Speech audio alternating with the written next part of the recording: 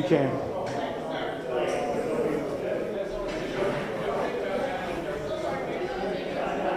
It's good to have a lot of men. So sorry.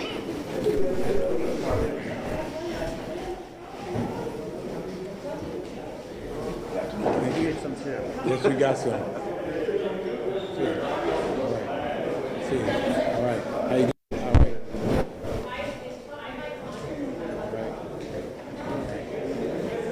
Come on, one of y'all get this. Don't tell Luciano what I just did. Come on, closer. We got more where those Just came hold from, on to as they say. It's okay. Everything's not historical. Okay. It just looks like. We can slide down a little bit. We can. There we go. Slide in. Yeah, we can slide some in here as well. We can move some in here as well. Here's one of the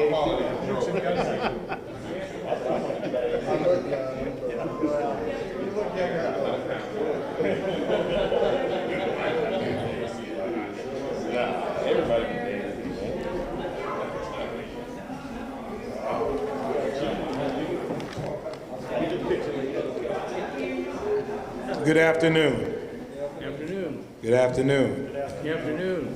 We thank everyone for joining us today, this Friday before Father's Day.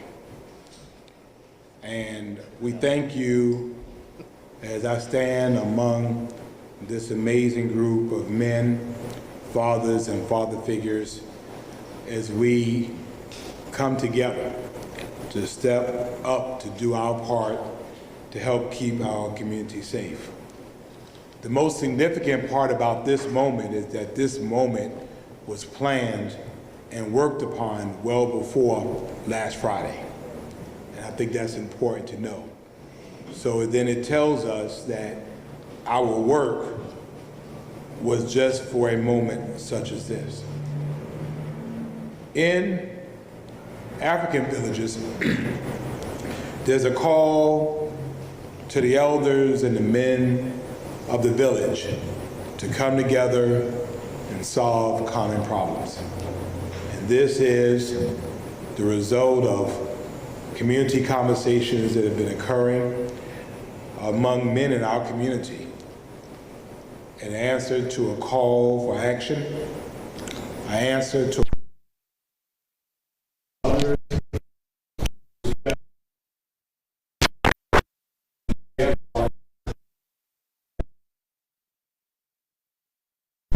prevent crime in our community.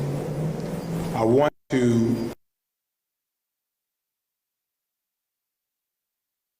their affiliations because this is a Justice League, if you will, of superheroes. All who individually in their own right are doing great things in their community. And the greatest thing about today is that we've decided, well before this, to join forces, to join resources, to join hands, to ensure that the narrative of Savannah is not one of violent crime. We live in a wonderful community. We love our community. And we have folks that sometimes don't act wonderfully. And it's our responsibility as the men, the elders of this community, to either help them to live wonderfully or help them be somewhere else, because it's not there to the rest of us. So whoever has the mic, we'll just pass the mic around and name, I think Alderman Pertee is first. Yeah, make sure it's on. All right. Alderman Pertee, Curtis Pertee, District 6 Alderman of the Great South Side here in Savannah. Heath Lloyd, the Assistant City Manager for the City of Savannah. Thurman Tillman, pastor First African Baptist Church. Charles Roberson, pastor of Kingdom Life Christian Fellowship on the South Side. Larry Gunther, Assistant Chief, Savannah Police Department. Justin West, President of the Legal Growing and Development Center for Media Incorporated. Roy Minter, Police Chief. Camille Commissioner Adolph Whiteley, Chatham County Board of Commissioners. Sean J. Christopher, Marketing Promotions Director for Cuban's Media, also founder and president of Nancy Hart Incorporated. Mr. Jonathan Winbush with Parent University and the Front Porch. Joseph Bradford Pat, People Against Killing. Michael O'Neill, Parent University. Robert Jordan, Executive Director and Founder of Bell Juniors Youth Development and Mentorship Incorporated. Deshaun Shore, Jamel Kent, Nancy of Bell Juniors. Adrian Gibson Sr., co-founder and vice president of Bell Juniors Youth Development Incorporated. Michael Brown, city manager, interim. Anthony Maiden Jr., Wonder Black Man of Savannah Incorporated. De'Amari Thurman, pastor of St. Paul Stephen Church. Robert Haas, rabbi of Congregation Mikveh Israel. Alderman Nick Palumbo, District 4. Get everybody? All right. And I want to acknowledge the presence of Alderwoman Linda Wilder Bryan from the 3rd District of the City of Savannah. Thank you, Alderwoman, for being here. So the men you see before us are, beside me, are fathers, grandfathers, mentors, leaders in our community. These are individuals who work hard day in and day out. It is now our opportunity to step up. The mothers have stepped up, and now it's the fellas' turn. And we're going to do just that. We know and we believe that Savannah's good is better than Savannah's evil. And we're determined not to let evil win. We know just a week ago, we had a violent incident to occur in our city, not unlike other cities in our country, in which multiple people were victimized. And I will tell you, although 8 people were shot, our entire community was victimized. And unlike other places, because this is happening all over the country, we recognize that one thing is that the police have never been and should never be responsible for raising our children. The police's responsibility is not to raise our parents. It's the community's responsibility to raise the community. And so here what you see in front of us is our willingness, our galvanized partnership with our law enforcement to make sure that we are expanding our forces, expanding our bandwidth, working together to make sure that no young person falls between the cracks. What happened on Friday should never happen again. But to that end, we recognize it's going to take a guerrilla approach. It's going to take individuals on the ground, in the communities, one child, one young adult, one young man at a time. And we need everyone's help. We're not blaming, we're not pointing fingers, because we know that solves nothing. But what we are saying to men all over the community, you want to be a part, then step up and join us. So these are part of conversations that will continue within our community. Many of these great men beside me and before you are doing great activities anyway. We're going to join with them and amplify their messages. Some of these great men and gentlemen before me, and I'll call it the League of Extraordinary Gentlemen, have great nonprofits and mentoring programs, and so we want to help make sure that parents know that these are resources that are available to them. And so we're here today, before Father's Day, to say that we need to father our community. And we're going to father our community. And we are enlisting the help of men to just do what you can do. But don't act like you have nothing to do. We're all in this together. And so I promised when I became mayor that no one was going to outwork me, and nobody is going to outwork me. except for Linda Wilder Bryant. She outworks everybody. So that being said, I wanted to ask Pastor Tillman to come before us, and then Brother Justin West with the League of Braun, and then Michael O'Neill with Parent University, then Chief Mitchell. Thank you, Mayor. We are coming together to say it's time to come together. All of the mission-minded men, we're not the only mission-minded men, but we're the mission-minded men here today to ask others to join us. And the basic message is, before you shoot, contact us. But if you get frustrated, if you feel as if no one cares, nothing could be farther from the truth. Is you have a very caring community. And I know you probably talked to people in the past, and as you spoke to them, it seemed as if no one cared, that you weren't seeing any results. But let me be the first or the second or the third on this record to say, not only do we care, we're going to show we care by the things that we do.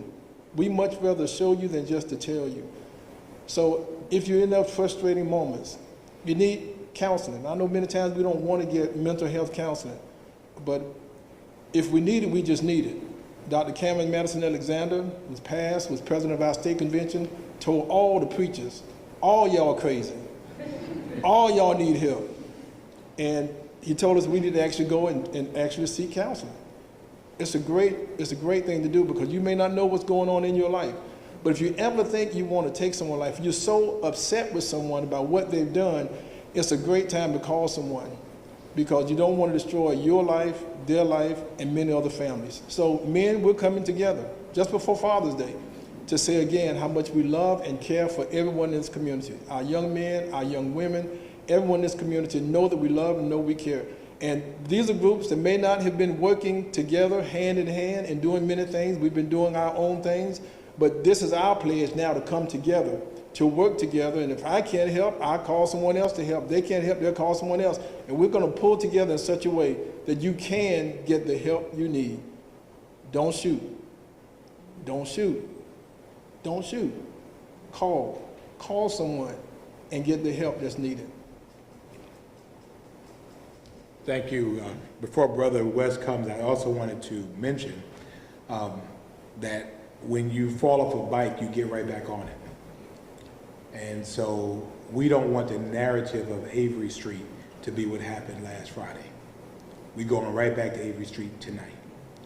We're going back in this community to ensure that people recognize that we care. We're not going to leave them to their own devices. We're going back to the scene of the crime, and we're going to infuse good and try to give back some of what was taken that day. Brother West. Thank you, Mayor. I don't know how I can continue to stress or reiterate the words or the insight that everybody already knows. The issues that we're facing in our community is something that our community is going to have to change. Because here's the thing, it doesn't affect one particular portion or one type of individual or one race or one sex, male or female. It affects all of us.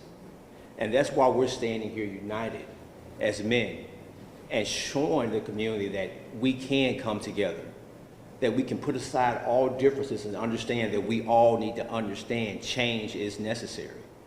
I mean, we have our youth that are in fear right now. We have our adults that are in fear right now. You have men that are in fear right now. Women too. But right now, we're going to stand strong together to say, fear no more. Because I remember growing up, the community was the community. The community is what raised the youth. The community taught you what was right and what was wrong. The community supported not only your parents, your siblings, your teachers, the law enforcement, the mayors and everyone. The community made sure that the community was always whole. You hear me saying that word over and over, community, because each and every last one of us play a part in that. As was just mentioned, we're all dealing with something.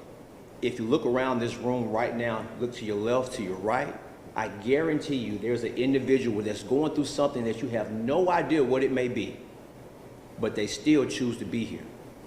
Because they all know that when we all have a positive thought in our mind and stand strong, we can make a difference.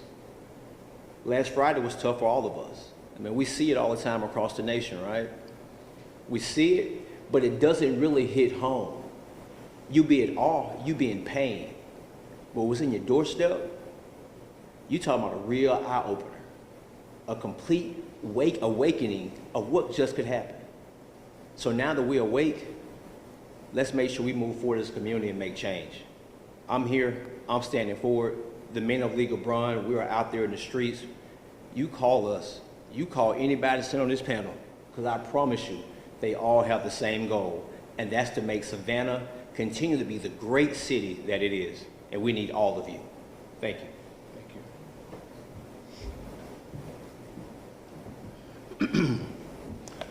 Good afternoon. Mayor, thank you for having me. I'm Michael O'Neill with Parent University. And, you know, we talk about the effect of this on our city, but I was in another city last Friday when my 92-year-old aunt called me, asked me, Michael, are you all right? I hear y'all had a catastrophe in Savannah. This affects everybody. And so here we are. If any good comes out of this, it's standing among these gentlemen. And Parent University for 23 years has been putting together events, spaces where people could come and talk about what we can do next. And I want to offer this space to you for us to create. You may have something, I'm looking out into the audience, you may have something you need us to talk about. Let me know. We'll talk about it, whatever it is. And I can't leave the podium without, first of all, thanking the women in our community who for 23 years have been the foundation of Parent University. But I'm so glad to have the gentlemen here today, because if this community is going to fly, every bird you see has two wings. It's got to be the men and the women. So when we strengthen both of those wings, we'll fly in Parent University, and I humbly offer my services to help that happen. Thanks for having me, Mr. Mayor. Thank you. Chief.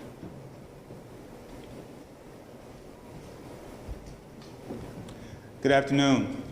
Several of you have heard me discuss the fact that to address the type of crime we're dealing with in our community, we need a holistic approach. Not just a law enforcement approach. We need a holistic, community-based approach. What you're seeing here is part of that holistic, community-based approach. And here's a couple of reasons why this is really important. Consistently over the past couple of years, our violent crime victims and suspects, 70 to 80% of those individuals have been African American males between the ages of 16 and 24. We have been contacting a lot of these victims and suspects, mostly in a reactive mode, at the hospital or when we show up with an arrest warrant. What's been missing is the proactive part. And like the mayor just said, filling those gaps in some of these people's lives. Sometimes we hear from several of these individuals that nobody out there cared about me, nobody spent time with me, what did you expect was going to happen? Now we have individuals who have stepped up and continue to step up and are committed to filling that gap. I thank each and every one of these individuals who stand beside me, because I truly know that they will help us in making a difference in our community and having an impact on our violent crime in our community. Thank you. Thank you. Change is inevitable. Change is inevitable. And Savannah can choose to change by chance or change by choice. We choose to change the city for the better. We stand together as one community and stand together as men. I'm honored to be among you, to show what true leadership is like when you put your feet to the fire to stand up here in our city hall, where our city was founded, and choose a new beginning. So if you're tuning into this, now is your opportunity to lead that change, be part of a new Savannah, and lead this initiative together. There's just 150,000 of us. That's just one neighborhood in Manhattan. We can accomplish anything that we set our minds to. And the women have done it, and it's time for the men to do it too. So let's do it together. Thank you, Alderman Palumbo. I can appreciate those words and everything that you've just said. Thank you, Mr. Mayor. I appreciate that. I was waiting for that. You gotta love it. I could have said this won't take long. I'm a rather short speaker, but we won't do that either. I will say this. I'm truly honored and humbled to be here today among these fine gentlemen up here. For the past 20 years, I've dedicated my life to public service and law enforcement, and I can tell you I've worked in some rough communities, and I've worked in communities that have problems that are identical to Savannah. It's not just a Savannah issue, it's a nationwide issue, and it's a community issue. And we have to be a community together. We have to learn to not just rely on the police, not just rely on houses of worship. It takes all of us together. I challenge you out there, because I know that we have some fine men up here today that are mentors and leaders, but I know there's plenty more out there in the community. I challenge you to step up into that role, to take the reins and be a mentor to somebody out there, because we need it here in this community. My door is always open. If you need a safe space, if you need someone to talk to, my door is always open. Call me, text me, show up. I'll meet you somewhere, we'll talk. But now is the time for us to be a community together. Thank you. Thank you. Also wanted to acknowledge the work and some of our Savannah Faith members, Pastor Charles Robeson, Rabbi Robert Haas, Pastor Don Ray Thurman, and others, Pastor Tillman, who have been going out proactively, will go out more proactively in the community again, providing safe space. People will talk to pastors when they don't talk to police. They'll talk to clergy when they don't talk to police. So what does this mean? It means that today we go back to where we started a week ago. It means that our gatherings will continue. It means that these great gentlemen will continue to do what they've been doing. The difference is in joining forces, we amplify everyone's message. It means that we want guns off the streets. And if someone has a gun, I want the gun. It's an illegal gun. You shouldn't have it. We want the gun. The chief will hate me to say this. I'm not asking any questions. Give me the gun. Because I'm more concerned about that gun being used to victimize someone else's life. There'll be people who will say, well, we need more police officers on the street. I say we need more caring people on the street. We need more engaged people on the street. Some of us are old enough here to remember those days that police weren't called on the street because the elders on the street handled it. And every elder on that street had the responsibility to handle it. And so everyone handled it. And I'll tell you, I grew up in times where I wish they would have called the police. The consequences might have been less. As Brother Justin said, the word community, you see the word communication, you see the word communal, but you also see the word unity. And so we're uniting today as a common force because we love our city. And we're going to keep working. We're not listening to naysayers because the price is too great for our community to pay. We want these young men to grow up to be old like us. We want them to meet our new friend Arthur. We want them to know what it's like to lose their hair and experience all of it.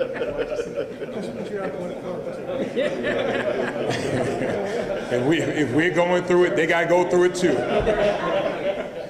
But more importantly, we want them to be to the days where someone says, Happy Father's Day, Happy Grandfather's Day, and we want them to be in a position to help lift someone else up back. So these men are gathering, these mission-minded men, this League of Extraordinary Gentlemen, to do our part in taking back our community. We refuse to allow violence to be the narrative under which Savannah is judged. We've been around since 1733, and we've endured many dangerous tolls and snares. Yet we are still here. And so we're not going to allow anything or anybody to be in that. So in the coming days, you'll hear about what the city will do, because I believe, and the city manager will agree, the city has a role to play. We will give updates on what we will do as it relates to end gun violence, Savannah Impact, the PALs. On Tuesday or so, I'll be announcing the formation of my newest task force that will address issues of violent crime. But in the end, we recognize that's what the city should do. We recognize that there are things that we can do. And so that means us out in the community, on street corners, engaging young men that we don't know, asking them how they're doing. If you need a place to come to, we're here. We don't want nothing of you. We just care about you. And that's what a beloved community does. So we'll entertain any questions at this time. We thank you for coming out on Friday. We thank some of these mothers who've come out to join us. Again, the mothers have really set a high bar. If you notice, our news agencies are asking at 11 o'clock, do you know where your children are? And we've been posting those, the men to have their turn. But you know, we're going to do our part in the way that men, as Brother Justice says, you know, we have roles to play. And so you will see men doing it in the roles that men and fathers should do, and not the way mothers should. So if there are any questions, we'll entertain those at this time, or any questions from any of these gentlemen. Good afternoon. So my question is, in so many words, most of you gentlemen have mentioned that the incident like the one that happened last Friday stemmed from more deeply rooted issues. So I want to know, do we have a course of action to make mental health resources more accessible to those in our community? Well, I'll start. I think the first part is for people to recognize that there is a mental health challenge. The city of Savannah doesn't provide mental health services, and we recognize that's an issue that we'll have to take up with our state. But I think it's also about building the relationships to get people to seek mental health. As I said, when people go off to war, or they go to theaters of military service, and they see people shot, they see anguish and pain, they see dead bodies, when they come back, we put them into counseling because we recognize that they have suffered trauma. Well, people across our country have seen people shot and gunshots and dead bodies and their friends dead, and they have suffered trauma, but we provide them no counseling.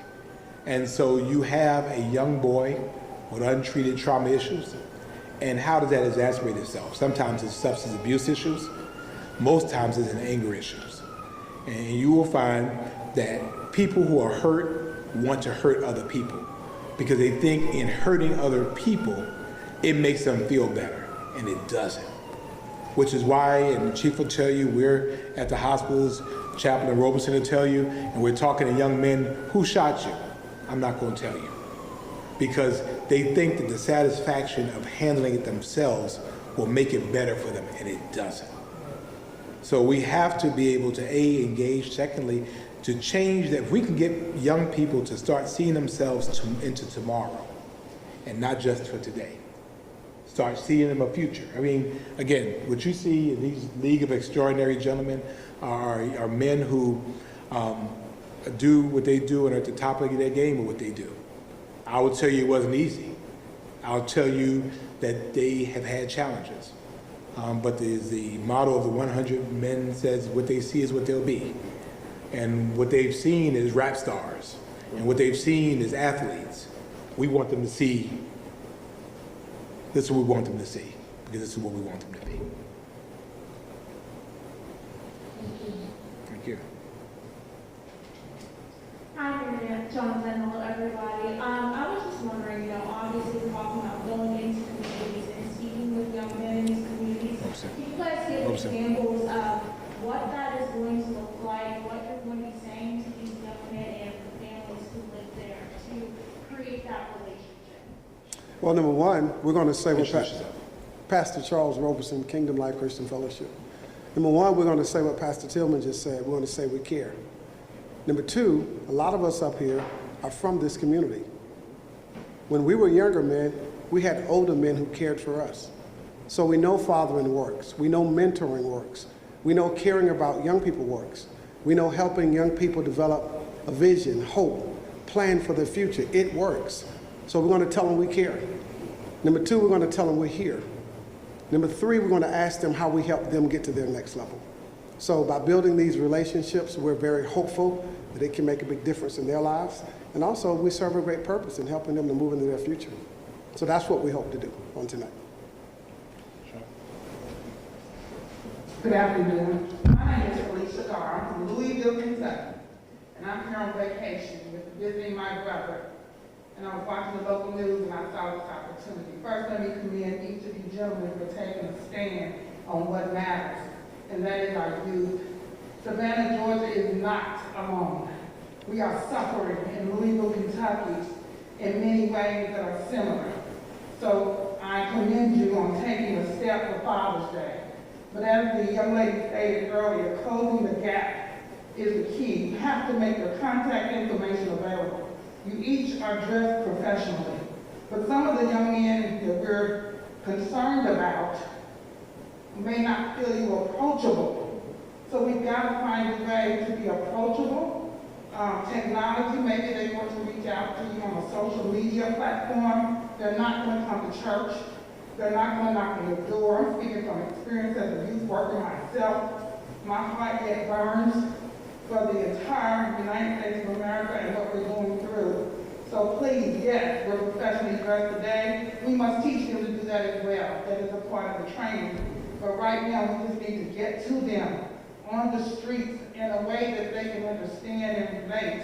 And each of us do a lot of work trying to save the next generation. But you can lead the horse to the water, but you can't make them drink. But the good thing is you have taken a stance today, and I commend you on that, gentlemen. Happy Father's Day again. Thank you. I wanted to just say in response to that, this is not how we always look. We recognize the time and space we're in. Check us out tomorrow. And really, I think the real purpose of the church, the synagogue, the mosque is in the community. So we have to make sure that the church, the mosque, the synagogue goes to them and not expect them to come to us. Also, how many of you guys are fathers? Raise up your hands. So these are fathers. Grandfathers? See? Great-grandfathers? Uncles? How many uncles we got? Sons? So again, we have skin in the game as well. So with this all starting last month with the moms, what kind of momentum did you see from that, and how do you think this is going to transfer over into the fathers? Well, actually, yeah. I mean, May before Mother's Day, we promised that we were working with the fathers. They were anxious, I think, but we wanted the mothers to have their time and have their space. And I think the responses are a little bit different. So this will be a force multiplier on what the mothers will do. We'll subscribe to the 10 ways in 100 days because I think it's universal. But here, the difference here is that you have the male presence. Secondly, you have the male programs. And then also the contact information. So what you'll ultimately see from this group as we develop this is, again, all of these folks are doing stuff during the summer. You'll see it on one calendar so that we can support each other and then get that out in the community. Also, ultimately, we need to have a real resource guide for our community to say, well, if you have these issues, this is who you can call. because a lot of times people have had issues and did not know who to call. And then it might be some young man who might be in a violent way, might be in the wrong headspace at the time.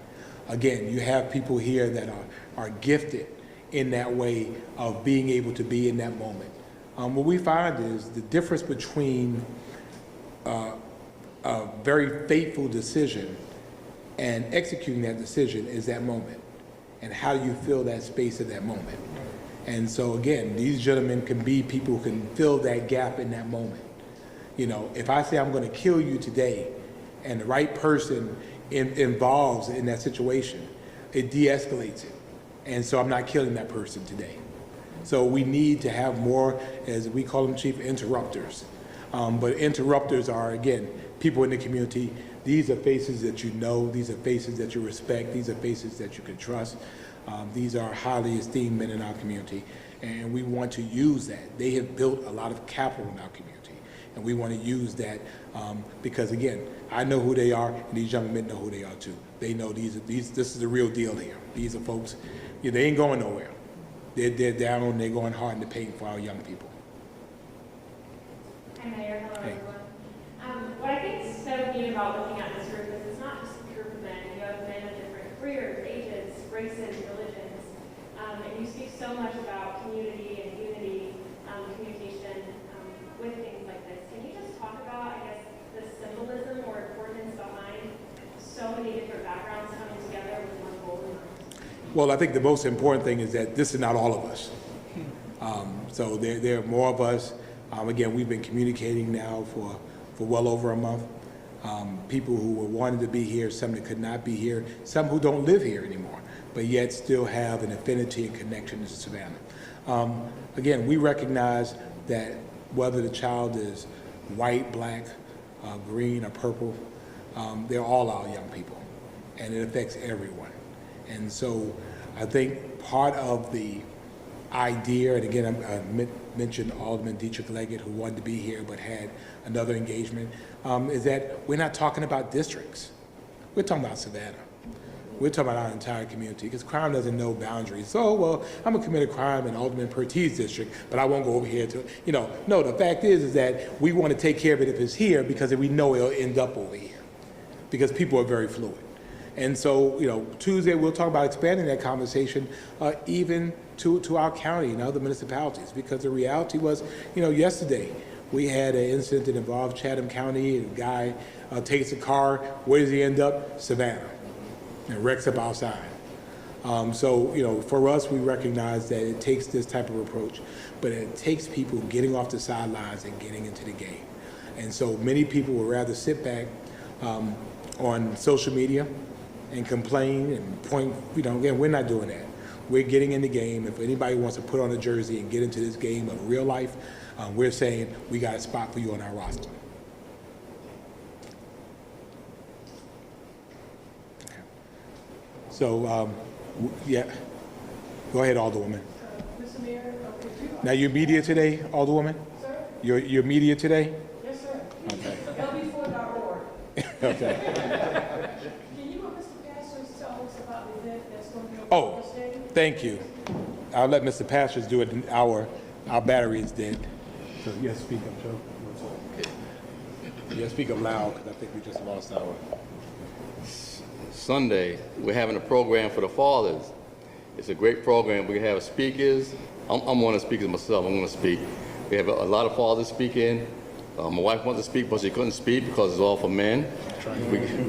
We got a great program going on. We got we have a female speaker. She's gonna sing a poem. I'm gonna bring guys in that never been in there. I'm gonna bring a lot of people around. Guys I work with, I invited them, but I hope they come. So it's gonna be a wonderful event, and it's gonna be great. I know you're gonna be there also. I know you're coming, honey. She's everywhere. That's right. So you're part of it, and I hope everybody, the sound of our voice comes. This is not just for the guys on the stage or the platform here. Everybody in Savannah, they need to show up. Yeah, Mother Matilda Park from 4 to 8, Sunday, Father's Day, June 20th, 2021. Thank you. Just come. Thank you, sir. How you doing? I'm Sean J. Christopher. I wanted to speak as far as that this does work. I was born and raised here in Savannah, and I wasn't always the good child. Not saying that I was, stop it. Not saying that I was, going to be out there robbing and killing, but I had those problems as well. I was only raised by my grandmother in the house, no father in the house. And it wasn't until I got to high school where I had those, what Chief and the mayor calls those interrupters, who a couple of them happened to be on this stage, Reverend Tillman, Pastor Robeson, and also Mayor Johnson. If it wasn't for them, there's no telling where I would have been. I can speak as far as Reverend Tillman. It wasn't until I got into high school when my course teacher, who was a pastor here, introduced me to Reverend Tillman, and if it wasn't for those two, I probably wouldn't be here myself. So to say that having a male mentor, and I'm sure that these young men here with the Male Initiative can say the same thing, that if it wasn't for those brothers to be a part of their lives and to come and be that interrupter, there's no telling what could happen. So to say that something like this is not going to work, I say that that's false. I think that this will work. That's why I'm honored to be a part of this. So to all of those folks who are out there who are saying that this is not going to work, to all of those folks that are saying that they don't want to be a part of this because it's not going to work, I challenge you to come and be a part. You don't have to reach 100 if you just reach 1. And with these interrupters, they reached 1, and that was me. And here I am now to be able to say, I'm a father, I'm a husband, and I'm back here in my city trying to play a part to help our community be what it should be. So, thank you. Sean, S-H-A-W-N, J. Chris, Christopher. I'll say just as I close, and again, I thank these gentlemen for being here. Tomorrow we celebrate Juneteenth, which is now a federal holiday, which recognizes the fact that 2 years almost after President Lincoln declared enslaved people free, that the orders were read in Galveston, Texas, informing those folks who were living free but did not know they were free. It makes no sense for us to celebrate freedom when we're enslaved by violence. It makes no sense. And so the way I believe those that are free indeed. And so we're going to act like we're free. And for those that are enslaved by their thoughts in their head, those that are enslaved by violence, we're going to emancipate them. Amen. One person, one life at a time. So thank you all so much.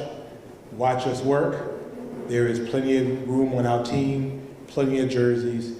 We need fellas to be a part. God bless you all. May God bless Savannah.